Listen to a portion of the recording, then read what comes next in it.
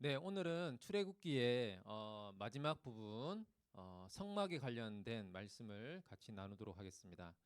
네, 우리가 출애굽기를 살펴보면서 첫 번째는 언약의 중재자의 모세가 어떻게 탄생하고 모세가 어떻게 성장했는지에 대해서 함께 나누었고요. 그리고 이스라엘 백성들이 10가지 재앙을 통해서 이제 출애굽하는 내용들 그 의미에 대해서 함께 또 나누었고 또 홍해에서 시내산까지 그 광야 여정을 이스라엘 백성들이 지나온 것을 좀 살펴보았습니다. 그리고 지난주에 조금 어렵긴 했지만 그 시내산에서 거의 1년 동안이나 수련회를 하면서 하나님의 언약 백성으로서 언약 관계를 맺고 그 언약의 내용이 담긴 문서가 어떤 의미가 있는지에 대해서 지난주에 살펴봤고요.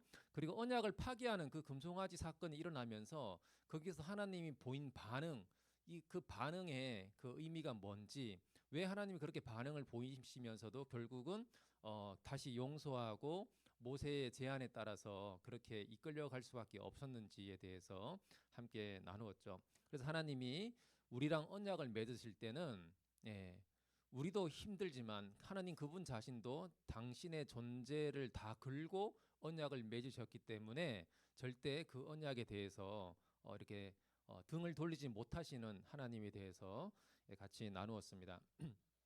오늘은 출애굽기 마지막 부분 성막을 디자인하고 성막을 만드는 내용이 출애굽기 25장에서 31장 또 35장에서 40장까지 이렇게 여러 긴 장에 걸쳐서 이렇게 나오는데요. 이 부분을 출애굽기에서 읽을 때 굉장히 이제 힘들어요. 너무 참 이 내용들이 너무 이렇게 안 와닿는 내용들이 너무 많고 또 각종 재료 이야기들이 너무 많아요. 심지어 해달 가죽으로 뭘 해라.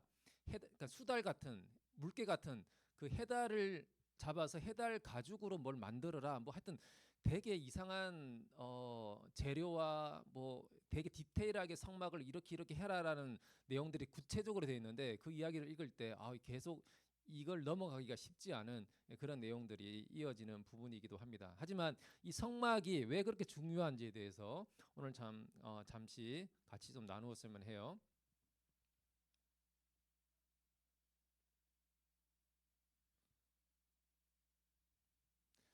네, 먼저 창조 세계와 성막의 연관을 좀 먼저 말씀드리고 싶은데요. 창조 세계 에덴 동산과 이 성막은 비슷한 점이 있는데 첫 번째는 하나님이 지으시고 마치셨다라는 거예요. 말씀을 보면 창세기 1장에도 보면 하나님이 지으신 그 모든 것을 보시니 심히 좋았다라고 되어 있고요. 이 성막도 모세가 그 마친 것을 본즉 여호와께서 명령하신 대로 되었다라고 되어 있습니다. 그러니까 하나님 창조하신 에덴 동산이나 이 성막이나 하나님이 원하시는 뜻대로 이렇게 설계된 곳이라는 것을 우리에게 말씀해주고 있고요. 그리고 두 번째는 복을 주신 게 똑같아요. 하나님이 창조 세계를 향해서 일곱째 날을 복되게 하셨어요. 이 창조 세계를 복 주신 거죠. 그런데 이 성막도 보면 모세가 그 마친 모든 것을 본즉 여호와께서 명령하신 대로 되었으므로 모세가 그들에게 축복하였더라. 그러니까 모세를 통해서 하나님이 이 성막을 통해 이스라엘 백성들에게 축복하였다라는 거죠. 이렇게 복을 주신 게 비슷합니다. 그리고 지키는 자들의 공통점이 있어요. 창세기 2장 15절에 보면 여호와께서 하나님이 그 사람을 이끌어 에덴 동산을 두어 그것을 경작하며 지키게 하시고, 그러니까 아담과 하와를 에덴 동산에 두시고 에덴 동산을 아담과 하와를 통해서 경작하고 지키게 하시려고 에덴 동산에 두셨다는 거죠. 근데 예전에도 말씀드렸다시피 이 경작하다라는 저 아바드라는 히브리어 단어는 예배하다라는 의미예요. 예. 에덴 동산에서 하나님을 예배하고 지키다. 에덴 동산을 지킨다는 거죠. 다른 외적인 악한 세력으로부터 에덴 동산을 지키는 역할을 아담과 하와에게 하나님이 주셨다라는 거죠. 근데 보세요. 이 성막도 보면 민수기에 보면 그들이 해막 앞에서 아론의 직무와 온 회중의 직무를 위하여 해막에서 심우하되, 그러니까 제사장이 하는 역할이 뭐냐 하면 성막에서 혹은 성전에서 심우하다, 똑같이 아바드예요. 하나님을 예배하는 역할. 그리고 곧 해막의 모든 기구를 맡아 지키며 또 지키는 역할을 하고 있어요. 그러니까 제사장의 역할도 뭐예요? 성막 혹은 성전에서 하나님을 예배하고 이 성막을 다른 외적인 악한 세력으로부터 지키는 거예요. 그러니까 원래 창조 세계에 아담과 하와에게 주셨던 하나님의 그 역할이랑 똑같은 거죠. 그리고 천사들이 지키는 것도 비슷해요. 창세기 3장 24절에 보면 범죄 이후에 아담과 하와가 쫓겨나잖아요. 에덴 동산 쫓겨나요. 쫓겨나고 나서 하나님이 사람을 쫓아내시고 에덴 동산 동쪽에 그룹들을 두루 도는 불칼을 두어 생명나무의 길을 지키게 하셨다. 이 그룹이라는 말은 천사를 의미합니다. 예, 천사를 두어서 다시 생명나무에 범죄한 인간들이 접근하지 못하도록 천사들을 통해서 지켰다라고 되어 있죠. 출애굽기에 보면 비슷해요. 너는 청색, 자색, 홍색 실과 가느게 꼰 배실로 짜서 휘장을 만들고 그 위에 그룹들을 정교하게 수놓아서, 그러니까 성막에 보면 성소가 있고 성소를 지나서 지성소에 들어가잖아요. 지성소에 뭐가 있습니까? 언약궤가 있죠. 언약궤. 그 언약궤 위에 뭐가 있어요? 천사들이 그룹 날개를 통해서 이 언약궤를 이렇게 덮고 있는 모양으로 돼 있거든요. 예, 비슷해요. 하나님의 거룩한 임재가 있는 그곳을 예, 천사들이 이렇게 지키고 있는 거죠. 자, 이렇게 창조 세계 에덴 동산과 이 성막은 굉장히 유사합니다. 그러니까 이렇게 생각해 볼 수 있을 거예요. 하나님이 이 창조 세계, 하나님의 나라, 이 에덴 동산을 만드셨고 그 가운데 아담과 하와를 통해서 이렇게 역할을 주시고 살도록 하셨는데 그게 범죄 이후에 다 망가졌잖아요. 근데 이스라엘 백성들을 출애굽한 이후에 다시 성막이라는 걸 통해서 다시 예전의 창조를 회복해 가신다라는 그런 개념이 담겨져 있습니다. 자, 근데 신약으로 넘어오면 요한복음 1장 14절에 이렇게 말씀하고 있죠. 말씀이 육신이 되어 우리 가운데 거하심에 우리가 그의 영광을 보니 아버지의 독생자의 영광이 은혜와 진리가 충만하더라. 이게 누구를 가리키는 말씀이에요? 예수님이죠. 예. 말씀이 육신이 되어서 성육신 하셔서 우리 가운데 거하시는 분 예수님이죠. 예. 근데 예수님을 가리킬 때 거하신다라는 말, 저 헬라어 단어가 장막을 치다, 장막 속에 살다, 그러니까 성막을 짓다라는 의미예요. 예. 그러니까 예수님이 성육신 하신 게 뭐예요?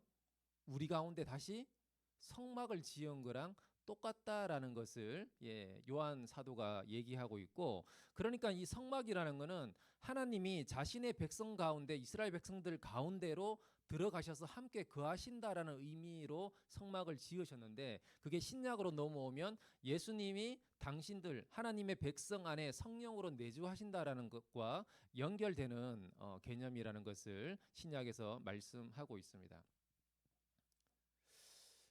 그래서 요한복음 2장에 보면 예수님이 이렇게 말씀하세요. 예수께서 대답하여 이르시되 너희가 이 성전을 헐라 내가 사흘 동안에 일으키리라. 예, 부활을 의미하는 거죠. 유대인들이 이르되 이 성전은 46년 동안에 지었거늘 내가 3일 동안에 일으키겠느냐 하더라. 그러나 예수는 성전된 자기 육체를 가리켜 말씀하신 것이라. 죽은 자 가운데서 살아나신 후에야 제자들이 이 말씀하신 것을 기억하고 성경과 예수께서 하신 말씀을 믿었더라. 그러니까 46년 동안 지은 이 성전이 이제 3일 동안에 어떻게 다시 짓겠느냐라고 얘기하지만 예수님은 자기 육체가 성전이라는 것을 말씀하시면서 3일 후에 부활할 것을 이제 말씀하고 있는 거죠. 그러니까 예수님이 곧 구약적 개념으로 보면 성막이고 성전이라는 거예요. 예수님의 몸이 성전이라는 거죠. 근데 사도 바울이 이 개념을 어떻게 확장하냐면 에베소서 2장 20절 22절에 보면 뭐라고 되어 있어요? 우리가 그의 안에서 건물마다 서로 연결하여, 예, 주보에 제가 오늘 말씀을 바꿔놨어요. 주보 타이틀에 보면 서로 연결하여 주 안에서 성전이 되어가고 너희도 성령 안에서 하나님이 거하실 처소가 되기 위하여 그리스도 예수 안에서 함께 지어져 가느니라. 사도 바울이 우리가 예수님 안에서 함께 성전이 되어가고 하나님이 거하실 처소가 되기 위해서 함께 지어져 간다는 거죠. 그러니까 결국은 신약에 넘어오면 그리스도인들이 우리가 예수님 안에서 성막이 되고 성전이 된다라는 그런 개념으로 이렇게 확장되고 있습니다. 자, 이렇게 구약의 성막은 신약으로 넘어오면서 예수님이 되고 예수님을 믿는 우리가 곧 성전이 된다는 개념으로 이어져 가고 있다는 것을 기억하시면서, 그러면 구약적 개념에서 오늘 성막의 의미가 당시 이스라엘 백성들한테 어떤 의미가 있었는지를 좀 살펴보고, 오늘은 잘하면 빨리 마칠 수도 있을 것 같습니다. 네, 감사합니다. 네, 역시 은혜로운 설교는 짧은 설교죠. 이게 안 넘어가네요 또. 네, 성막의 목적을 보시면 이 성막의 목적은 하나님이 언약 백성 중에 거할 성소였어요. 출애굽기 25장 8절에 보면 내가 그들 중에 거할 성소를 그들의 나를 위하여 짓되, 그러니까 하나님이 자기의 백성 가운데 물리적인 공간으로 함께할 곳이 필요했던 거예요. 그걸 위해서 이 성막을 지으셨던 거고요. 두 번째는 교제와 명령의 장소였습니다. 출애굽기 25장 22절에 보면 거기서 내가 너와 만나고, 그러니까 이스라엘 백성들 대표자 모세를 비롯해서 이스라엘 백성들과 만나고 또 하나님이 명령할 것을 이루는 장소, 교제하고 명령할 수 있는 그 장소로서 성막을 지으셨던 거죠. 29장 43절에 보니까 내가 거기서 이스라엘 자손을 만나리니 되어 있어요. 그러니까 하나님은 유독 성막을 통해서 이스라엘 백성들을 만난다라는 표현을 쓰고 있어요. 아니, 그냥 하나님은 어디에나 다 계신 분이고, 여기서도 계시고 여러분 집에 계시고 여러분 학교에서도 계시고 어디서나 우리를 만날 수 있는 분이신데, 하나님은 유독 성막을 통해서 이스라엘 백성들을 만나신다라는 표현을 쓰고 있다는 거죠. 그리고 항상 지속적으로 하나님의 거함, 하나님의 임재가 있는 곳이었어요. 보시면 너는 또 이스라엘 자손에게 명령하여 감람으로 짠 순수한 기름을, 올리브 기름이죠, 등불을 위하여 내게로 가져오게 하고 끊이지 않게 등불을 켜서 아론과 그의 아들들로 해막 안 증거계 앞 휘장 밖에서 저녁부터 아침까지 항상 여호와 앞에 그 등불을 보살피게 하라. 그러니까 성막 안에 들어가면 등잔에다 불을 켜놨는데 그 불은 절대 꺼지지 않게끔 계속 24시간 내내 켜 있게 하라는 거예요. 네, 그게 의미하는 바가 뭐냐 하면, 하나님이 그곳에 항상 임재하고 계신다라는 상징이었습니다. 그리고 이 성막은 거룩한 제사, 거룩한 예배의 장소였습니다. 출애굽기 29장에 보면 이렇게 양과 이제 동물들을 통해서 제사를 드리는 내용을 설명하고 있는데요. 거기 보시면 내가 거기서 이스라엘 자손을 만나리니 내 영광으로 말미암아 해막이 거룩하게 될지라. 네. 이렇게 하나님 앞에 거룩한 제사, 예배를 드리는 그런 장소로서 이 성막을 지으셨습니다. 자, 이런 이제 성막의 목적을 갖고 이제 성막을 이제 지으라고 명령하셨고요. 성막의 구조를 보면 이렇게 되어 있습니다. 이게 성전의 구조랑 동일해요. 보시면 출입구는 어디에 있을까요? 성막에 들어간 출입구는 어디에 있습니까? 유일하게 한 군데에만 있어요. 동쪽으로만 들어가게 돼 있어요. 그래서 성막은 동쪽으로 나 있는 문으로만 들어가서 제일 첫 번째 만나는 그 기구가 번제단이에요. 번제단은 오늘 쉽게 얘기하면 바베큐 그릴 같은 거예요. 저기서 동물들을 불태워서 이제 제사를 드리는 거죠.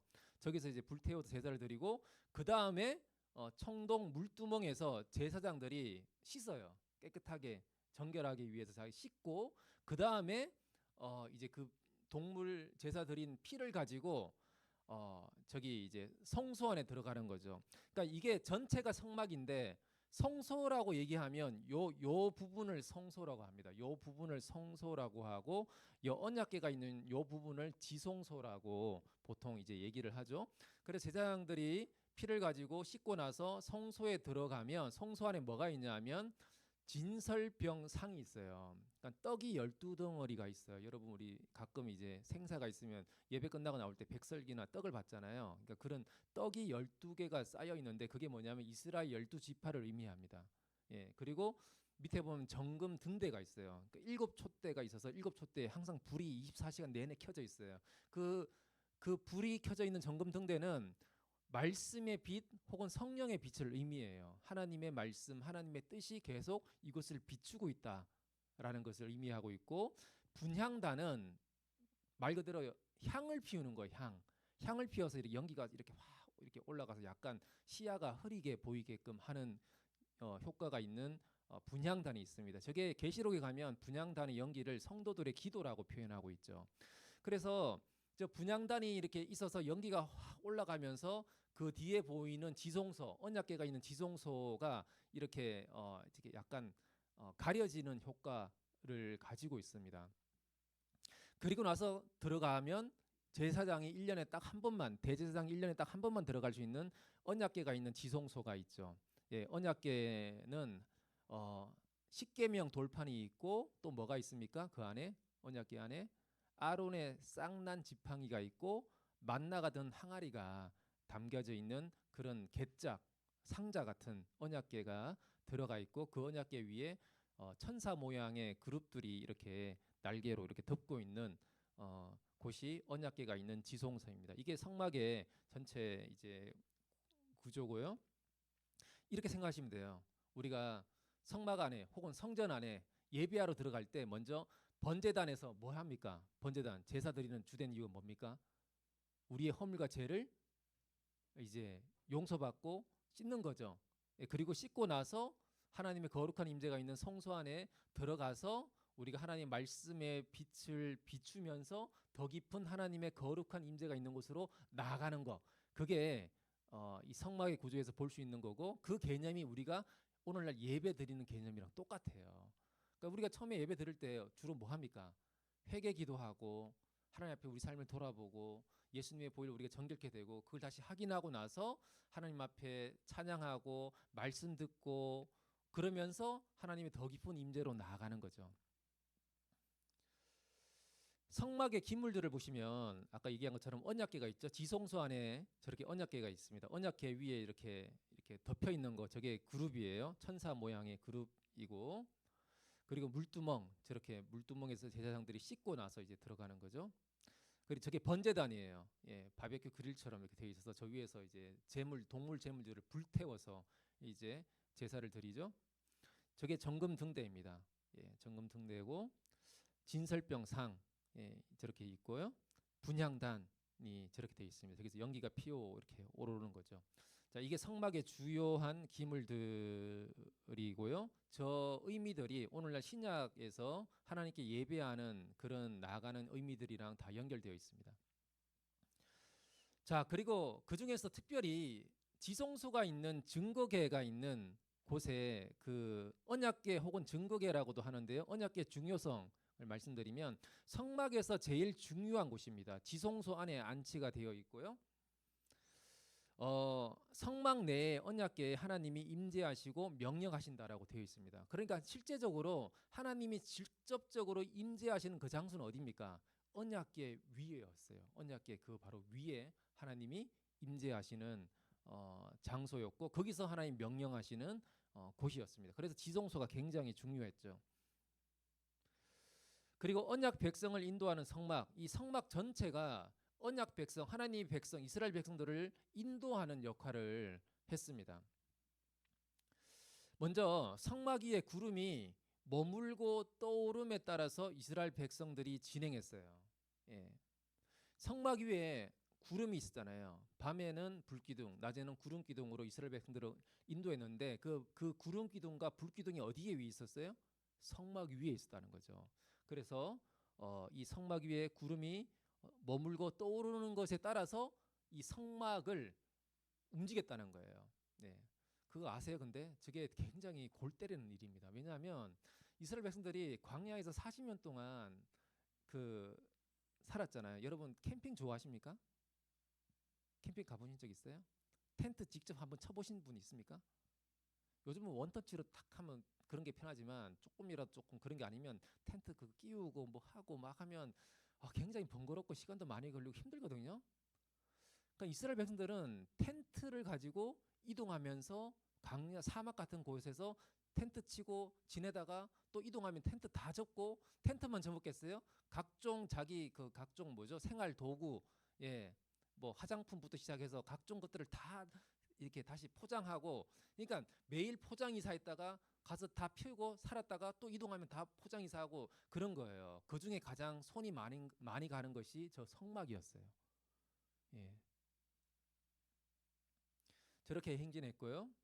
보시면 출애굽기 40장에 보면 구름이 성막 위에서 떠오를 때에는 이스라엘 자손이 그 모든 행진하는 길에 앞으로 나갔고, 구름이 떠오르지 않을 때에는 떠오르는 날까지 나가지 않았다. 구름이 떠오르면 다 포장해야 되는 거예요. 또 텐트 다 걷고 다 포장해서 구름 따라 이동했다가 구름이 머물면 거기 또 다 자리 깔고 다 해서 거기 사는 거예요. 구름이 또 이동할 때까지. 그런 생활을 40년 동안 했다는 거죠. 그러니까 이스라엘 백성들은 캠핑 전문가였어요.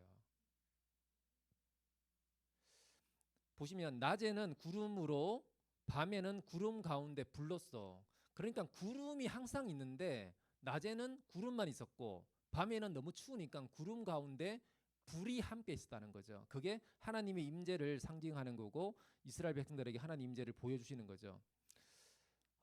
그래서 이스라엘 백성들이 구름 기둥과 불 기둥을, 성막 위에 있는 구름 기둥과 불 기둥을 보면서 하나님 우리와 함께 하시는구나라는 것을 보게 되고, 그 성막이 이스라엘 백성들을 인도했다라는 것을 말씀하고 있습니다. 근데 모세가 민수기에 보면 독특한 말씀을 기록해 놨어요. 보시면 민수기 9장에 보면 이런 말씀이 있어요. 구름이 성막에서 떠오르는 때에는 이스라엘 자손이 곧 행진하였고 구름이 머무는 곳에 이스라엘 자손이 진을 쳤으며 이스라엘 자손이 여호와의 명령을 따라 행진하였고 여호와의 명령을 따라 진을 쳤으며 구름이 성막 위에 머무는 동안에는 그들이 진영에 머물렀고, 그러니까 아까 말씀드린 것처럼 성막 위에 구름 기둥이 이동하면 그거에 따라 다 짐 정리해서 이동하고 머물면 다시 텐트 다 펴고 살 준비했다라는 거죠. 그러면서 모세가 뭐라고 얘기하냐면 혹시 구름이 저녁부터 아침까지 있다가 아침에 그 구름이 떠오를 때에는 그들이 행진하였고, 그러니까 구름이 밤에는 멀쩡하게 우리 가운데 머무고 있다가 갑자기 아침에 구름이 떠오르는 거예요. 그러면 일어나자마자 어떻게 해야 되는 거예요? 일어나자 맞아? 텐트 다 정리하고 또 가재도구 다 정리하고 아침부터 이렇게 다 포장이사해서 가야 됐다는 거죠. 또 뭐라고 얘기하냐면 모세가 이틀이든지 한 달이든지 1년이든지 구름이 성막 위에 머물러 있을 동안에는 이스라엘 자손이 진영에 머물고 행진하지 아니하다가 떠오르면 행진하였으니, 이렇게 돼 있어요. 그러니까 이 성막 위에 있는 구름과 불기둥이 갑자기 아침 일찍 떠올라요. 그러면 일어나자마자 이 짐 정리 다 하고 자기 텐트 다 정리하고, 자기 텐트뿐만이 아니라 성막에 있는 성막이 꽤 크잖아요. 성막에 있는 기구들을 제사장들이 가서 다 이렇게 또 정리하고 포장하고 이렇게 이동해야 됐어요. 근데 구름이 꼭 아침에만 이동합니까? 그렇지 않죠. 갑자기 어느 날은 자려고 누웠는데 밤에 구름이 이동해요. 그러면 이스라엘 백성들은 자려고 누웠다가 갑자기 밤에 다 일어나서 또 다시 텐트 다 정리하고 또 이렇게 이동해야 되는 거예요. 근데 그게 규칙이 있으면 예측이라도 가능하면 좀 편할 텐데 모세가 뭐라고 얘기하냐면 뭐라고 얘기했어요. 이틀이든지 한 달이든지 1년이든지 규칙이 없다는 거예요. 어떤 날은 이틀 만에 이동하고 어떤 날은 한 달 있다가 갑자기 이동하고 어떤 날은 1년 있다가 1년 동안 잘 지내고 있다가 갑자기 이동하고, 이 규칙이 없어요. 여러분 만약에 제가 여러분을 데리고 수련회를 40년 동안 한다고 생각해 보세요. 수련회를 40년 동안 하는데, 수련회 40년 동안 하는데 어디서 수련회를 할지 제가 안 가르쳐줘요. 무슨 프로그램이 있는지도 안 가르쳐줘요.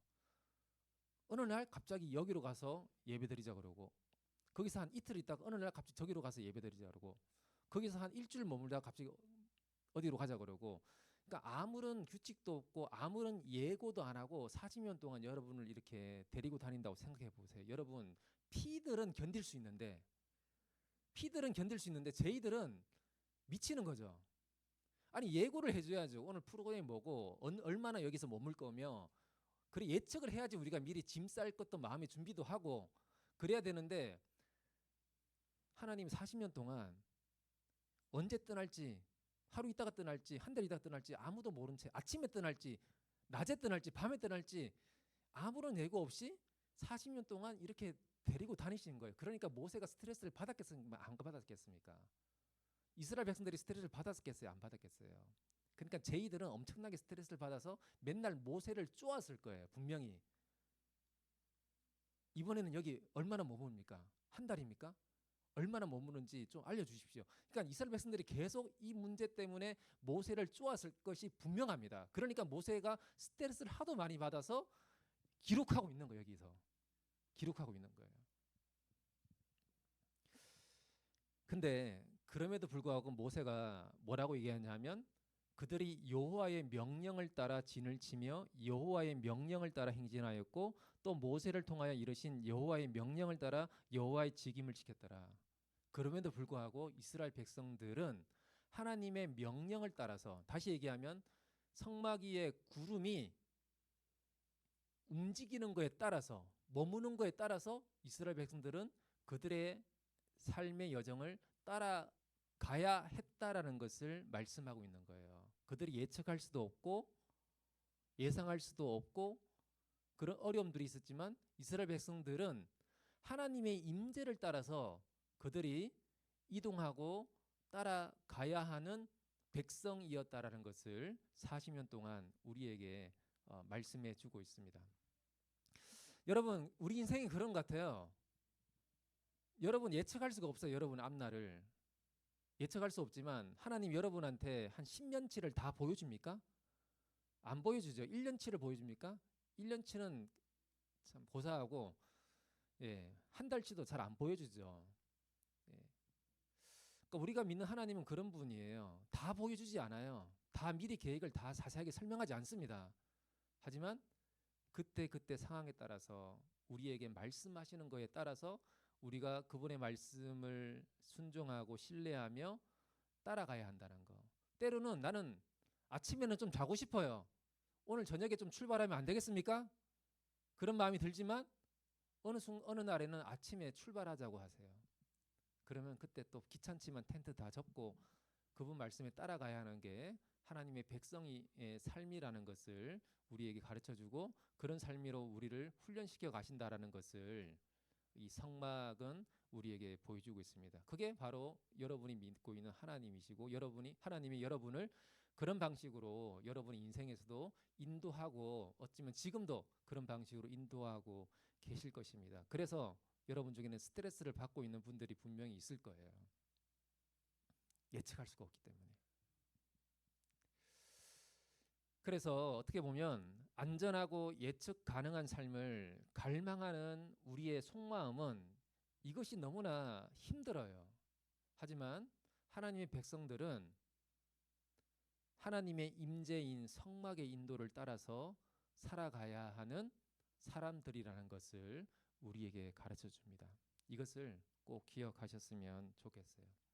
여러분이 저 성막 관련된 내용들을 쭉 읽다 보면 아까 처음에 얘기했다시피 너무나 무슨 재료들이 이렇게 많아? 재료들이 이렇게 많아? 이걸 굳이 이렇게 구체적으로 자세하게 기록하고 이 참 건너뛰고 싶다라는 마음이 들 텐데, 그걸 다시 한번 뒤집어서 생각하면 성막은 하나님이 자기의 백성들 가운데 들어와서 함께 살겠다라는 곳이고, 다시 얘기하면 신랑 대신 하나님이 신부 되는 이스라엘 백성들과 함께 거하는 신혼집,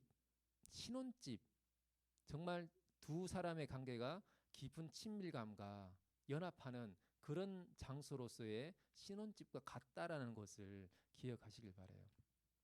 저는 예전에 결혼할 때 제가 원래 그런 거에 관심이 없어요. 신혼집에 벽지를 뭘 바르고 무슨 색깔의 벽지, 그릇 뭐 이게 본 차이난지 무슨 어디 건지 그런 별로 관심이 없어요.